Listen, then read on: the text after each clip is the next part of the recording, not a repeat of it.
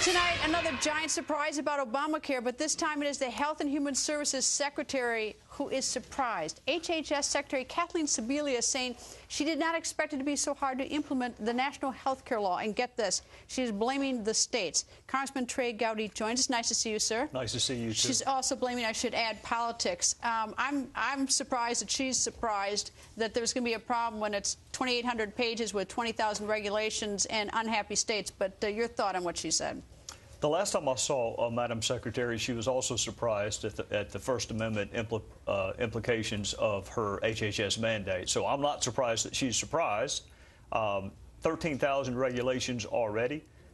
This is what you get when you don't have a single Republican vote in an effort to remake 1/5 of your economy. The states weren't consulted.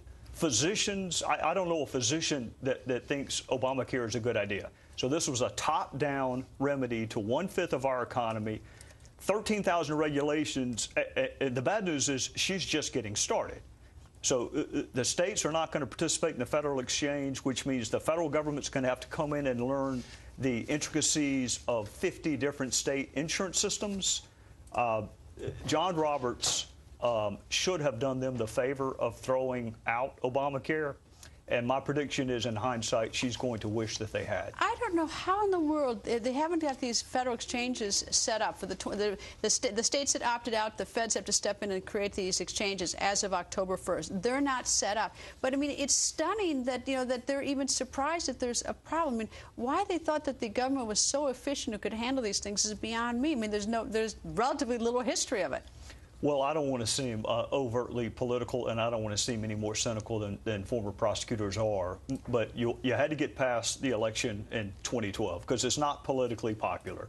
Which is appalling. Well, I'm being honest with you. The more people get to know Obamacare, the less they like it. So we're going to put it off beyond November 2012. Now they put off the small business exchange until 2015. Pretty soon they're going to shift all of it into whoever the next president is. And here's what will happen. They'll blame the Republicans, even though not a single Republican voted for Obamacare. They'll blame Well, they're John blaming Edwards. the Republican governors of the states who are refusing to set up the exchanges. Well, they're saying that they how about the stand. Democrat governors that are also not going to set up the exchanges? Well, they're mostly Republicans. They're mostly Republicans who don't want the exchanges. I think 2 are Democrats. But the reality is, when you don't consult the states in the first place, when you dictate to states that this is what you're going to do, lay aside the fact that it violates federalism and the 10th Amendment, you're not going to get a good result. And what you have with Obamacare is implementation problems, exchange problems, premium problems, 13,000 regulations, and, oh, by the way, not one word on tort reform or defensive medicine. There's another big problem. We covered it the other night, how because of chemotherapy under Medicare for elderly comes under Part B, it's physician administered, that it is subject to the sequestration cuts. As a consequence, a lot of these community cancer centers are not going to be able to give chemotherapy to seniors, or even some of them are already getting chemotherapy. They're terrified. It requires an exemption from Congress so that these people who have for decades been paying taxes, have been paying Medicare taxes, can get chemotherapy. Will you at least look into that for them? Yes, and I'll prove it to you. The last time I was on your show, you highlighted how sequestration was going to affect the ability of veterans and their children to go to college. And within 48 hours, it was fixed because you highlighted it. Yes, patients, senior citizens, young people should not be impacted because politicians in Washington can't get their act together. Yes, ma'am, I do promise you that. Well, the Washington Post is where I spotted a small blog, and it's like... I'm going to give you credit if you can give me credit, but I'll give it to the Washington Post since I stole it from them. But whoever could put a spotlight on it and fix it, hallelujah, I'll take anybody.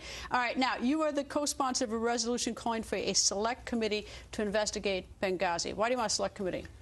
Well, the committee process, and it's not Chairman Iss's fault, we had a really good hearing in October of 2012. And then the next hearing was when Secretary Clinton famously said, "What difference does it make?" And I haven't seen or heard of a hearing since then. So it'll be 7 months this Thursday. But you guys are in the majority. You get to call the hearings. You get to set the dates. I don't get that one. You should ask every single one of us why we have not subpoenaed survivors, why haven't you subpoenaed survivors? I'm going to give you an explanation that's going to sound like an excuse. Okay. I'm a private. You need to ask the generals.